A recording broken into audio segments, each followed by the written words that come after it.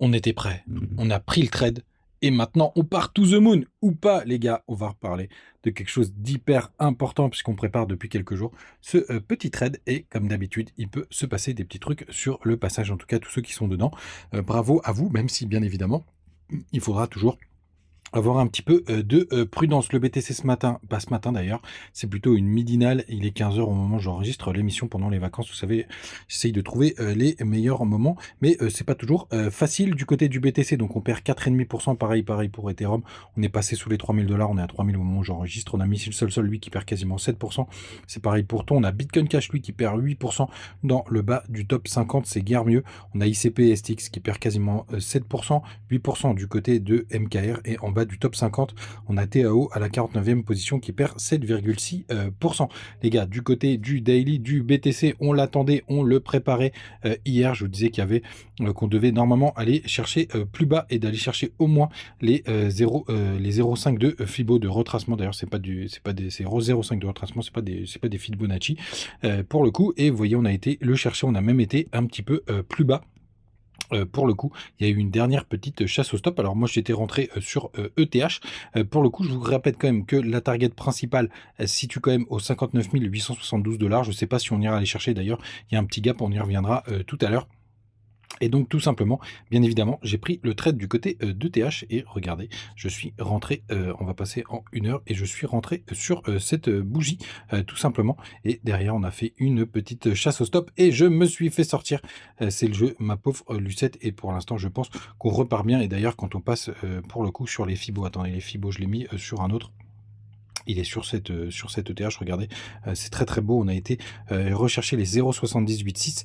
Pour le coup, on a bien rebondi dessus. Alors, attention les gars, parce qu'il y a quand même plein de liquidités qui s'accumulent sous les 2800 $. Est-ce qu'on aura besoin d'aller les chercher? Ben, malheureusement, si jamais on a une plus grosse correction du côté de BTC, on pourrait y aller. C'est très bien défendu pour le coup, sachez-le. Mais c'est vrai que c'est très bizarre parce qu'il peut y avoir beaucoup de stops. La bonne nouvelle, quand même, c'est que les fundings sont repassés en dessous des 0,01. Vous voyez, là, ça continue de baisser du côté de BTC. ETH, c'est pareil, on a divisé par 10 les fundings. On a même XRP qui est en négatif. Si on fait point sur les négatifs, il y a quelques même grosses cryptos comme TIA, etc. qui sont en négatif. Donc c'est plutôt pas mal. En tout cas, hier, on a liquidé quasiment 300 millions de dollars sur les longues. Donc grande méfiance du côté de la carte des liquidations. Pour le coup, je crois quand même qu'on a pas mal épuré. Là, on est qu'en 24 heures, il va falloir passer sur des plus grosses time frames. On a quand même pas mal épuré et ça commence à s'accumuler un peu plus au nord, pardon. Donc ça, c'est plutôt une bonne nouvelle. Si ça veut bien s'afficher, ça met toujours un peu de temps.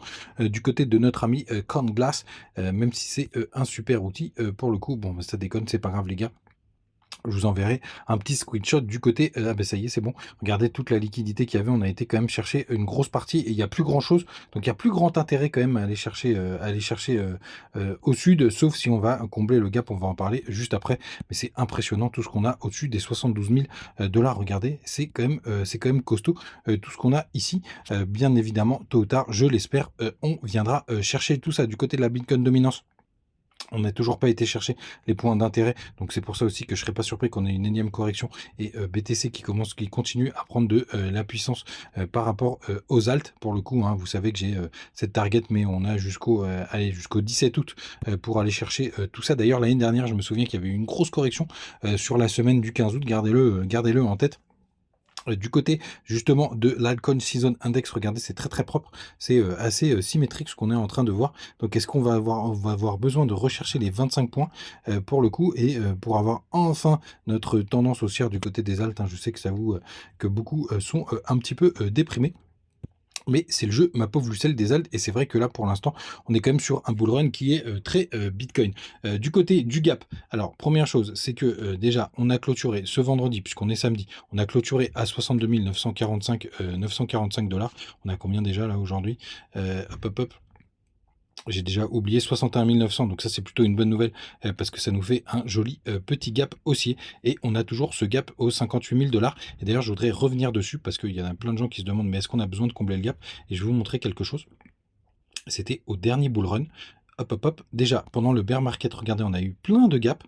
On a mis des mois à aller les chercher, hein. Regardez, il y a eu un gap le 14 juin, on a mis des mois à aller le chercher. On a été le chercher quasiment un an plus tard. Pareil, ce gap ici, j'en parle même pas, aux 34 000 $, on a mis quasiment 2 ans à aller le chercher. Pour le coup, il y en a plein d'autres qui se sont formés.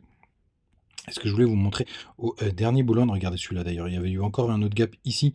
On a mis, hop, c'était en juillet 2021 et on a été le combler en janvier 2022. Donc 6 mois pour combler ce gap-là. Et surtout au dernier bull run, regardez. Et ça, c'est magnifique. Et d'ailleurs, c'est plutôt une bonne nouvelle. Regardez, on a eu 2 gaps hyper importants. On en a eu un aux 18 000 $ qui était, hop, qui était en décembre 2020, et on en a eu un autre énorme qui était pareil, un deuxième en décembre 2020. Il y en a eu 2 dans le même mois pour le coup, qui étaient aux 25 000 $. Et regardez, on a fait tout le bull run donc avec des gaps. Donc est-ce qu'on a besoin d'aller chercher ce gap là, les gars? Pour le coup, c'est pas obligatoire, hein. Et par contre, c'est plutôt intéressant puisque souvenez-vous, le deuxième gap, il est aux 18 000 $. On a été le chercher, mais du coup, je pense que c'est des gaps qu'on va combler pendant le prochain bear market. Donc gardez-le en tête. Pour le coup, on s'amusera d'ailleurs à le tirer si jamais on vient pas le combler pendant tout le bear market. Je pense que c'est une target principale du prochain bear market. D'ailleurs, je pense même qu'on ira bien plus bas sur le prochain bear market. Je pense qu'on va avoisiner les 40 000 $. Je serais pas surpris pour le coup qu'on aille chercher ces zones-là, mais on verra d'ici là. Pour l'instant, normalement, on est en bull run du côté du BTC sur Ichimoku. Pour le coup, on va regarder, mais on est en train de tester des supports. Vous voyez, on est rentré dans le nuage. Donc pour le coup, vous le savez, quand on rentre dans le nuage, on est happé par le bas du nuage, et en fonction de quand on va le rejoindre, pour le coup, ça nous donne beaucoup de targets, hein, donc grande méfiance. Donc il se pourrait qu'on n'ait pas fini tout simplement cette petite chute. Gardez-le en tête, et ceux qui ont des trades, je vous invite à prendre quelques TP. C'est plutôt pas mal. Le chômage, pour le coup, le taux de chômage était beaucoup plus important. Alors c'est plutôt une hausse bullish, mais ça a fait l'effet inverse. Et surtout, au niveau de la macro, ça se dégrade fortement, et c'est pour ça, les gars, méfiez-vous quand même, parce qu'un Black Swan est vite arrivé. Ça chauffe quand même, ça chauffe pas mal quand même d'un point de vue mondial. Il se passe des choses tous les jours où tout le monde vient rajouter de l'escalade. Donc grande méfiance, les gars. On pourrait avoir ce Black Swan dégueulasse qui pourrait nous tomber à la gueule. En parlant de gap, c'est assez exceptionnel puisque le SP500 a complètement dévissé sur la journée d'hier, hein, regardez. Et ce qui est très très drôle, c'est qu'on a un double gap. J'avais jamais vu ça, vous voyez. On avait un gros gap qui s'est formé en juin 2024, et il y a un gap qui s'est formé sur un gap. Donc est-ce qu'on l'a comblé? On pourra pas le dire pour le coup, puisqu'on a créé un gap sur un gap. Donc ça, c'est très très drôle. Donc il se forme 2 mois plus tard, en août 2024. Donc quand on a un gap dans le gap qui s'est formé juste là, je suis persuadé que le SP500 viendra le combler à un moment donné. Et au niveau des fractales, faut quand même pas trop vous inquiéter, hein, des corrections comme ça du côté du SP500, même si c'était énormément porté par Nvidia. C'est quand même assez fréquent, les gars. Donc no stress, même si c'est plutôt important. Les petites news, les gars, n'hésitez pas à nous rejoindre du côté du Telegram, et notamment du côté de Twitter.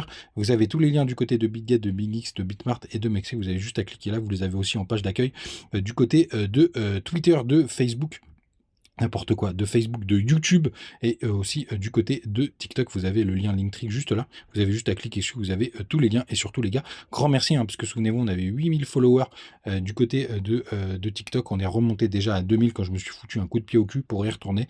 Donc ça fait plaisir. On est presque aux 2000 abonnés. Merci à tous pour votre soutien, et n'hésitez pas à revenir dessus.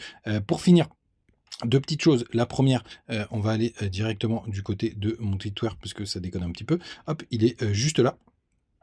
Tout simplement. Donc là, il y a quand même, je sais pas qui c'est cette personne-là, mais qui parle d'être déjà en bear market pour le coup, parce qu'on aurait fait un top en suivant les tops des derniers bull runs. Je voulais vous le partager quand même, que vous le sachiez. Il y a quelques théories qu'on est déjà en bear market. J'y crois pas du tout, mais je vais quand même vous le partager parce que ça fait quand même une analyse contradictoire qui est plutôt intéressante. Et la dernière chose, hier, donc j'ai pris mon petit long que je me suis fait sortir, mais je voulais quand même aussi vous dire que je suis rentré du côté de notre ami CRV.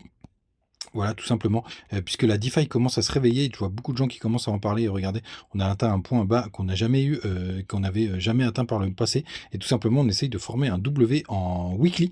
Donc je suis rentré très fort, j'ai dû mettre, enfin fort, j'ai mis, 650 balles, hier tout simplement parce que je trouve que c'est plutôt joli ce qu'on est en train de faire du côté, de, CRV. Donc je voulais, vous le, partager, quand même que je continue quand même à DCA sur certains alts. Puis là pour le coup, bah, c'est soit to the moon, soit to the cave et puis alors pour le coup les performances possibles sont assez énorme.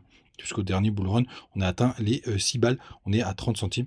Donc je me suis dit, allez, un petit billet sur la DeFi. Je suis pas du tout explosé. Les gars, vous savez tout. N'oubliez pas, quand vous avez préparé un plan, ça peut vite mal tourner, hein, tout simplement. On était prêt, on avait vu la zone, on a été un peu plus bas. Bah, du coup, je me suis fait sortir du trade. Ça fait partie du jeu. C'est le jeu, ma pauvre Lucette. Donc rien de dramatique. Mais en tout cas, on était prêt et on a eu un joli rebond. Est-ce que c'est le point bas? L'avenir nous le dira. Il y a encore un petit peu de jeu pour aller sous les 60 000 $. On verra s'il y a besoin, les gars. Passez une très très bonne journée et on se retrouve demain. Ciao!